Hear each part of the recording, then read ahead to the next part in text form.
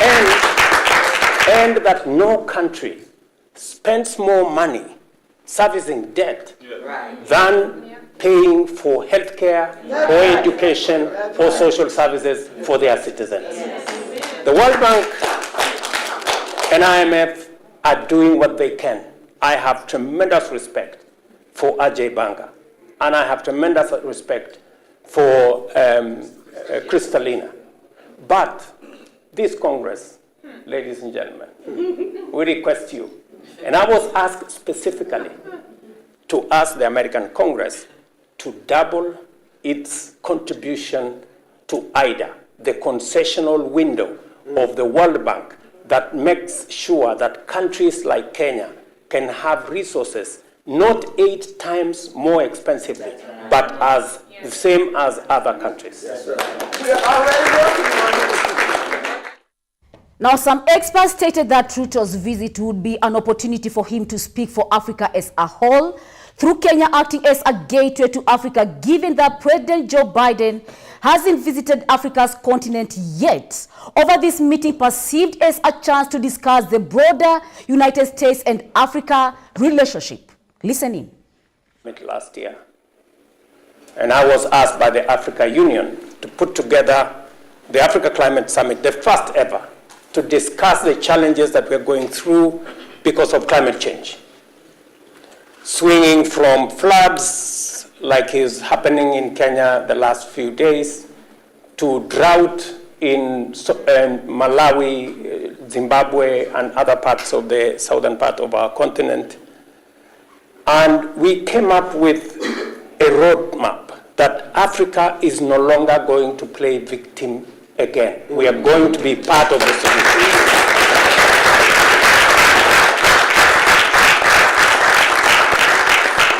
And because Africa is a rich continent, we have assets. We have the most renewable energy resources anywhere in the world. We have the largest uncultivated arable land anywhere for food security. We have the youngest young people. Our median age is 19. In fact, 40% of the world's workforce by 2050 will live in the African continent. And let me also tell you, a quarter of the world's population by 2050 will be living in Africa. So with these assets, we have made a determined push that we want to. There's more for you coming up again from Kenya. As Kenya trade relationship with the United States under the African Growth and Opportunity Act, AGOA, has been the cornerstone of economic growth and development, with AGOA set to expire in 2025, through the future of this pivotal trade agreement being in the spotlight. In his state visit to the United States, securing Kenya's economic future has been one of the top agendas of President William Ruto, with hopes of persuading the U.S. to extend the agreement by 10 years. Here is more on the same. As the deadline for the African Growth and Opportunity Act AGOA approaches in 2025, President William Ruto is spearheading efforts to secure a 10-year extension of the trade agreement. During his state visit to the United States, President Ruto underscored the importance of AGOA to Kenya's economy and the broader East African region. Mr. President, we will also be having the opportunity to discuss the investment opportunities, trade, and hopefully we will be able to persuade the United States to renew the Africa Growth and Opportunities Act that gives Africa the opportunity for access to markets so that we can create more jobs, we can create more wealth, and we can spread prosperity across our continent. In a recent exclusive interview with the Kenyan Media House in Washington, the Trade Cabinet Secretary Rebecca Miano noted that Kenya has so far done well in textiles, apparel, and macadamia trade, and still has many options of export products in case Kenya secures an extension. Kenya's leadership remains optimistic, with President Ruto and Trade CS Rebecca Miano leading the charge in advocating for a prosperous future and an extended AGOA. The coming months will be crucial as both nations work towards a decision that could shape the economic landscape for years to come. AGOA, enacted in 2000, has been a cornerstone for US-African trade relations, allowing eligible African countries to export thousands of products to the United States duty-free.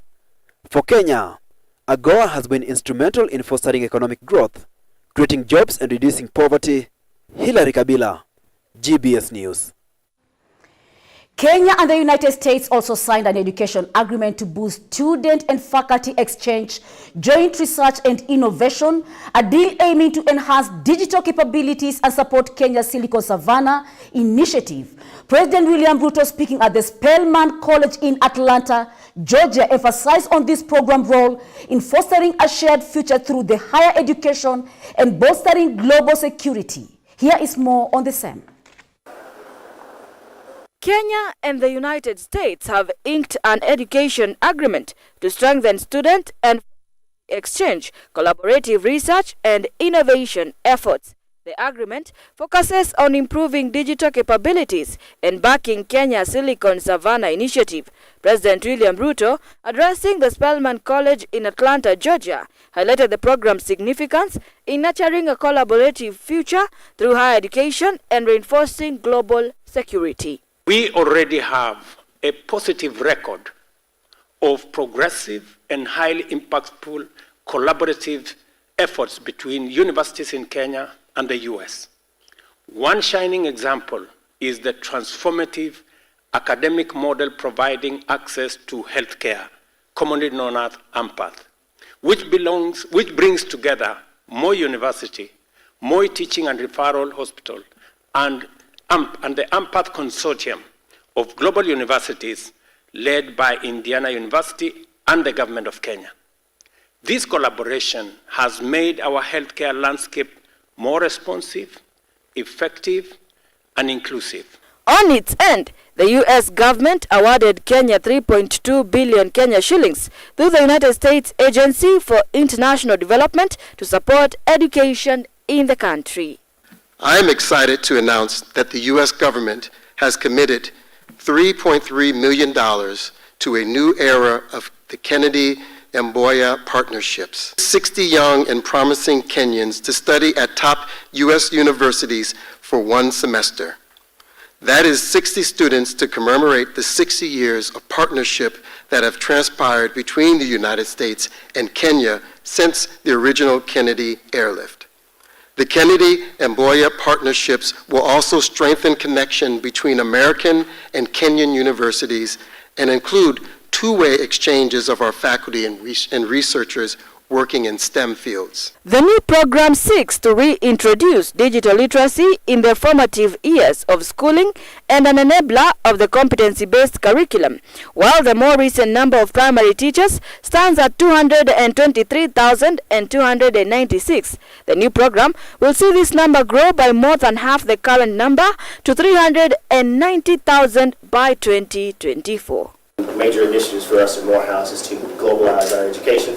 That includes universities. Great. Good morning, guys.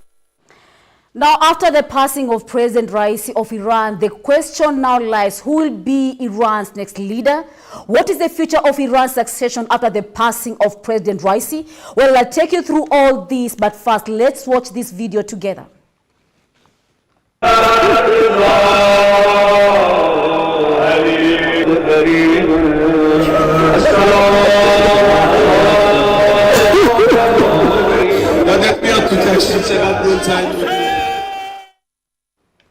The streets of Iran were filled with people on Thursday. Thousands were gathered to pay their last respects to Ibrahim Raisi and his aides. They died in an helicopter crash on Sunday, and the regime is calling them martyrs. And previously, 5 days of mourning were declared. This was a show of unity and the solidarity in honor of the departed. But behind the scenes, the succession battle has begun brewing. Iran entered a period of more uncertainty, and this will be our story today, one among our stories. It has been a week of funerals. The first one took place in Tabriz, the region where Raisi's chopper crashed on Sunday. It was a 3-day-long funeral, with a procession traveling of 5 different cities, and the final supposed stop was Mashhad, the northeastern Iran, which is the President Raisi's birthplace, where his remains were laid to rest on Thursday. Crowds were witnessed surrounding the crowds, carrying the coffin of President Ibrahim Raisi and Foreign Minister Hossein Amir Abdullahian and 8 of other aides who were with them. Now, the coffins were clearly draped with Iranian flags, and the mourners were clearly supporters of the regime. Here is more. Listen in. We were very saddened by the crash of the plane of our president and foreign minister. He worked hard for the country, and this news was really unfortunate. As an Iranian, I am very upset and sad that the president was martyred. He worked hard for the country, and now he is no longer among us. Now, President Raisi was mentored by Iran's supreme leader, Ayatollah Khamenei.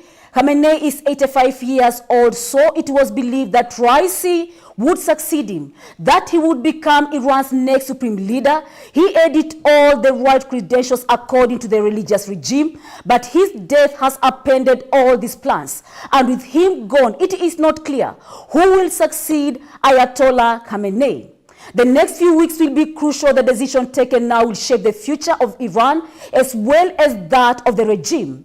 As for the rules, fresh elections have been called. Raisi's successor will be picked on 28th of June. Nominations will be filed between 30th of May and 3rd of June. And this will be a crucial election for Iran because the next president may also be the next supreme leader. And who will that person be? Many observers are putting their money on Mojtaba Khamenei and the son of Ayatollah Khamenei, the current supreme leader of Iran. Mojtaba is a mid-level cleric and is being widely viewed as a potential successor. Though more names emerged like Saeed Jalili. He is a well-known headliner and the chief of the nuclear negotiator for Iran since the year 2007. Jalili was a part of the President Raisi inner circle, so the hardliners could decide to rally around him. Then you have someone else called Mehad Baspash. His names have also been taking the rounds. He is the current Minister of Roads and Urban Development, and he is now a contender. Baspash is believed to have been having a backing of a powerful and wealthy lawmakers, so he could emerge as a serious candidate for this job. But these men and others can only try because eventually there's only one deciding factor. Whoever gets the blessings of Iran's supreme leader wins this contest. Elections in these countries are not decided by ballot box. They are often sealed behind closed doors by the powerful Guardian Council. It is a 12-member panel. We are talking of the Guardian Council, and it oversees the entire election process. More importantly, it approves the which candidates can run. And the members of these councils are approved by the supreme leader. So whichever way you look at this, the ultimate power rests with him. Without his endorsement, winning an election in Iran is almost impossible. But the world is waiting to see which name he picks. We'll see about more developments then.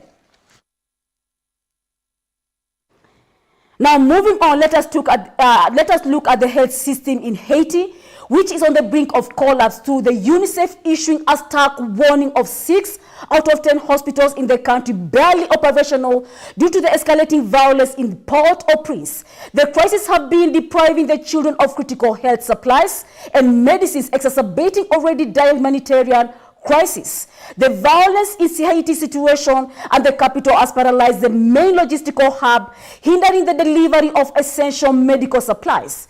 International and domestic cargo flights only resumed recently, but with limited capacity and significant backlog through many containers filled with vital supplies, including those from UNICEF, remaining stranded or even being looted.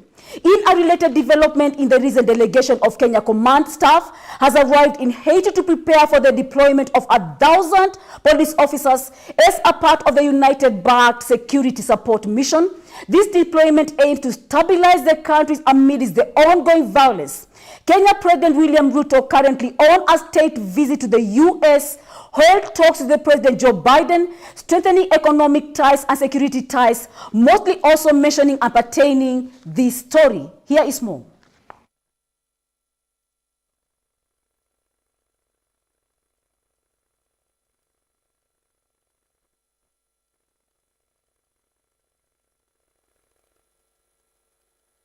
The escalating violence in Port-au-Prince and Artibonite is plunging Haiti into a humanitarian disaster. Not only are children trapped, but so are the critical supplies that are meant to fuel and nourish them. And despite all these challenges, we just received 38 tons of vital health supplies. UNICEF is also sourcing vital ready-to-use therapeutic food right here in Haiti. These supply 600 health facilities across the country alongside several mobile clinics in areas where access is a challenge. When supply reaches children, children have a chance to a healthy life. When supply reaches children, children can go to school, they can play, they can just be children.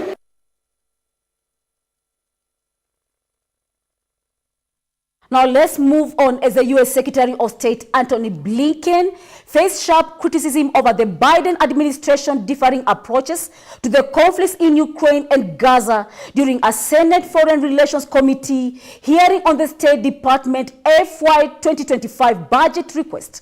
The Republican Representative Scott Perry questioned why there were conditions for Ukraine but not Israel. Blinken responded to that while there was no explicit conditions, it was their duty to provide the best possible advice to both nations, calling them their best partners. Blinken also criticized the International Criminal Court investigation into Israel and the Hamas leaders, calling them incredibly wrong-headed and damaging the court's credibility. He reiterated the commitment to ensuring the humanitarian aid reached those in need in Gaza. The hearing was marked by interruptions from a pro-Palestinian protester who condemned Blinken again as a butcher and highlighting the severe civilian casualties that were already in Gaza. Listen in. We've seen over these 7 or 8 months now a clear gap. 16,000 kids dead! 16,000 kids dead! You're a butcher! I'm not consistent! You're a butcher! People stand up against this genocide! Committee will suspend while the Capitol Police restore order. We are determined to do everything possible to make sure that people who so desperately need this aid get this aid. And when it comes to the policies of the government, we're focused on those. When individuals make these statements, we've condemned them.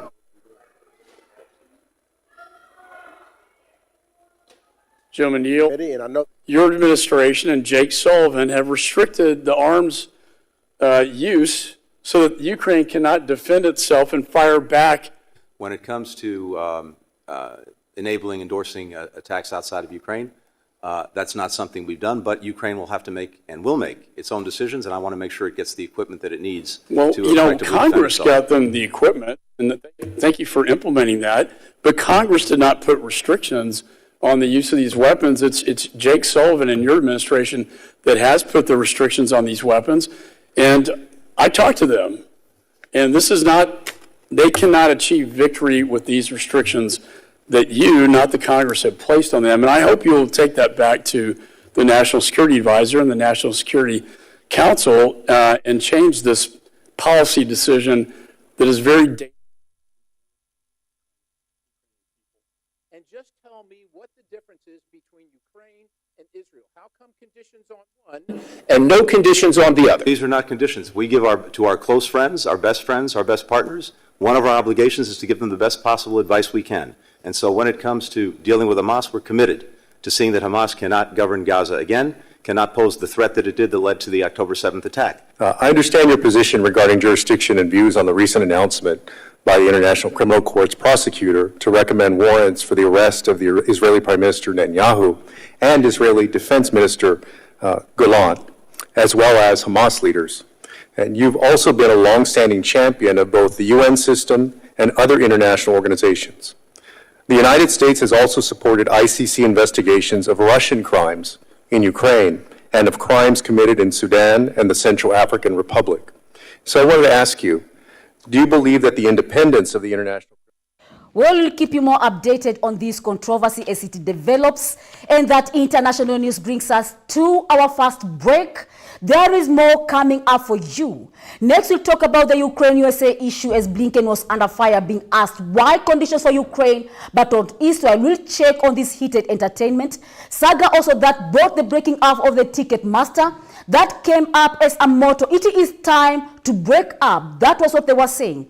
And that they were told the court. And White House rejected the independent recognition of the Palestine official shooting and was described as a not the wolf alone. We'll get to see why. We'll also get to talk about the migration dialogue, among other stories you can't afford to miss. We have this and more lined up for you shortly after the break. Stay tuned with us. So through the four gospel books, Matthew, Mark, and Luke, John, we can know the heart of Jesus in depth. 그리고 우리가 느끼는 그 예수님을 성경을 통해 느낄 수 있어서 너무 감사합니다. And the Jesus that we can feel him through the scriptures, and I'm very thankful about that. Jesus Christ came to this earth for our 죄를 sins. 지셨고, He carried our sins, 십자가에 못 박혀 주고 죄의 형벌을 당하셨고, and he was crucified, and he received the punishment for sins, 무덤에 들어가셨다가, and he was put into the tomb, 사흘 만에 부활하셨습니다. and resurrected in 3 days. 이것이 우리가 말하는 복음입니다. This is the gospel that we speak. 예수님께 우리 죄를 위해 죽으신 이야기. About how Jesus died for our sins. The purpose of Jesus being crucified. 우리 죄를 담당하기 위하여 십자가에 못 박혀 죽으셨습니다. He was crucified to pay for our sins. 예수 십자가에 못 박혀 죽으심으로 우리 죄가 분명히 씻어졌는데, and through Jesus being crucified, clearly our sins have been washed clean. 참 안타깝게도 많은 사람은 여전히 죄인이라고 말합니다. However, unfortunately, many people still say that they are sinners.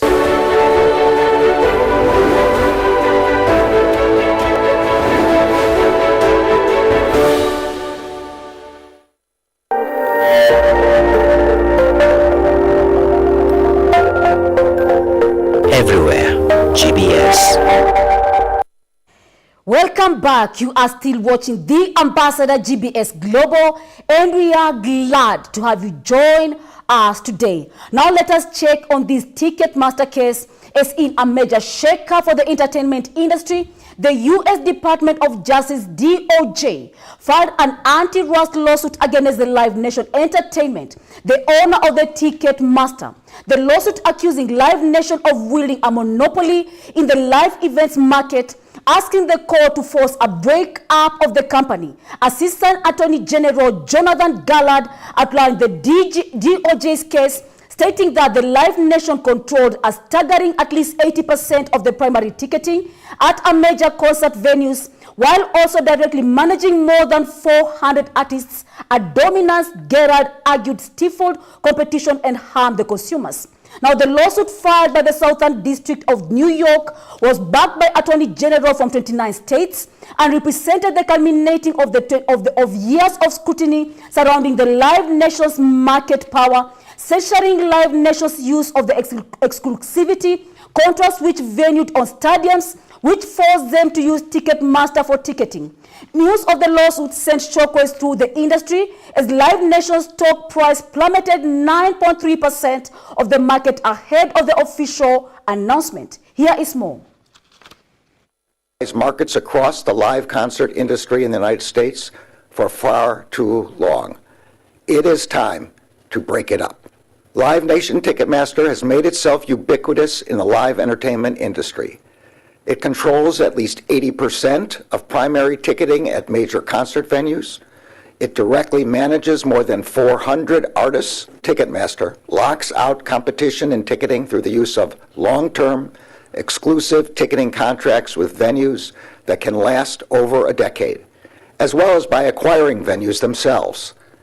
With exclusive agreements that cover more than 70% of concert ticket sales at major concert venues across the country, Ticketmaster can impose a seemingly endless list of fees on fans.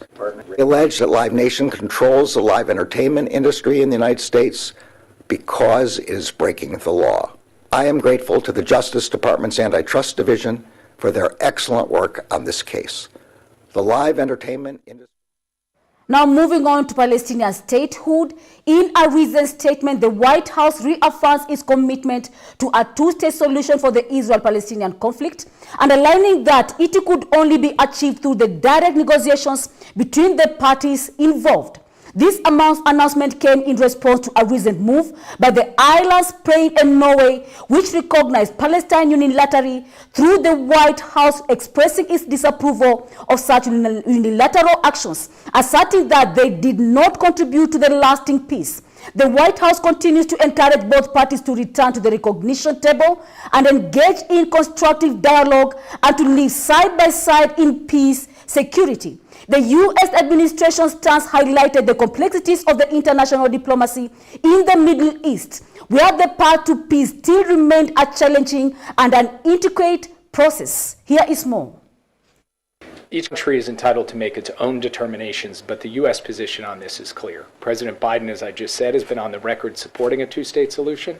He has been equally emphatic on the record that that two-state solution should be brought about through direct negotiations through the parties, not through unilateral recognition. That's a principled position that we have held on a consistent basis. We'll communicate that to our partners around the world, and we'll see what unfolds. I think it's wrong on a strategic basis, because withholding funds destabilizes the West Bank. It undermines the search for security and prosperity for the Palestinian people, which is in Israel's interests. And I think it's wrong to withhold funds that provide basic goods and services to innocent people. So from our perspective, those funds should continue to go with all of the necessary safeguards, but they should continue to flow. And of course, we press on the diplomatic front on this. But at the end of the day, what the United States can do through hard, gumshoe diplomacy, led by the President, the Secretary of State, myself, others, is try to put the pieces in place for a vision of an integrated region, of a secure Israel, of a two-state solution, put all those pieces in place and show that for the long-term strength and vitality of the Jewish democratic state of Israel, this is what's required. Israel is a sovereign nation. It will ultimately have to decide what it does. What we can do as a friend is try to put the pieces in place to drive down that. Now let's check on migration. As the International Organization for Migration, IOM, is calling for a fundamental change in how the countries approach migration. IOM spokesperson Peggy Walters, speaking at a press conference in New York on Tuesday, emphasized on the importance of migration as a force of good, setting migration hold on being a vital driver of connection, cultural exchange, and economic growth. However, Walters acknowledged the challenges posed by the conflict, climate change, and economic instability through millions displaced by these threats, facing increased vulnerabilities among migration routes.